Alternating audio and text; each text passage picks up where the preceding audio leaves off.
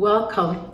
Welcome once again to my channel, Winning in Life Empowerment Academy. My name is Abimbola Adetola Komolafe. I'm a physician, and I thank you so much for taking time to listen to me on my channel.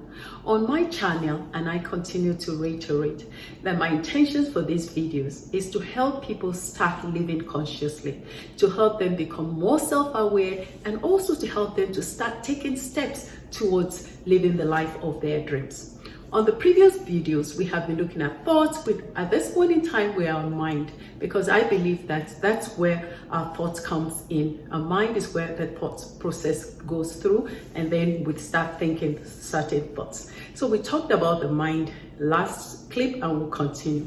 So I want you to remember that last video we said that our mind has two distinct functions, or two attributes, or two powers.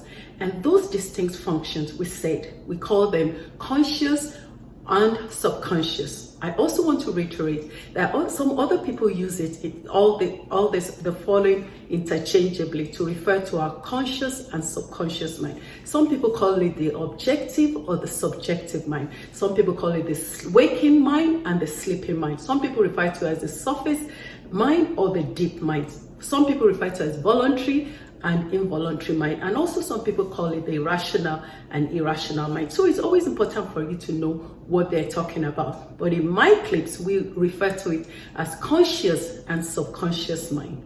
So therefore, today we'll be looking more on the conscious mind. So we said that to understand what our mind really is, the two functions of our mind, we have to remember that the mind, like I said, is our greatest asset. So the conscious mind, we will liken it in this video as a gardener. So the conscious mind we will refer to as a gardener. In the book by Joseph Murphy, the book called The Power of the Subconscious Mind, he likened the conscious mind to be a gardener or a gatekeeper. Why? Because he said the conscious mind is a channel through which impulses reaches our subconscious. And he's also said, except through ether. Okay. The conscious mind plants seeds of thoughts every single time into our subconscious mind. And this depends on what you're planting every day or what you're thinking. These seeds are thoughts. Depending on what you're thinking habitually, that is what is being planted in your subconscious mind.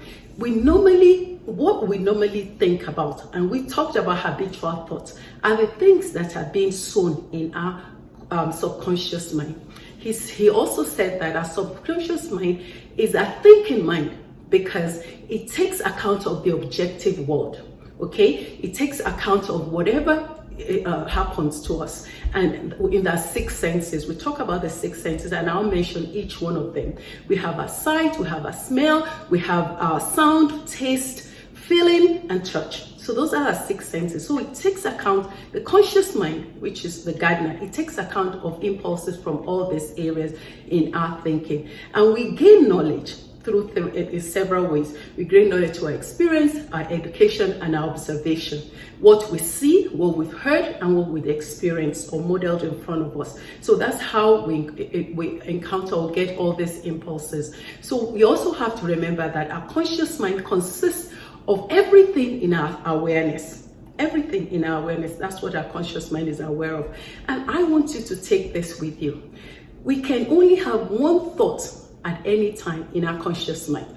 And this is to our advantage, because if you can only have one thought, that means that when you're thinking of something negative, you can immediately shift your thinking and put in a positive thought. So it's called opposite thinking or opposite thinking or opposition thinking, meaning that if your habitual thought is negative, you can change it immediately to start thinking of positive thought, which is very vital to us. Our conscious mind has little or no memory.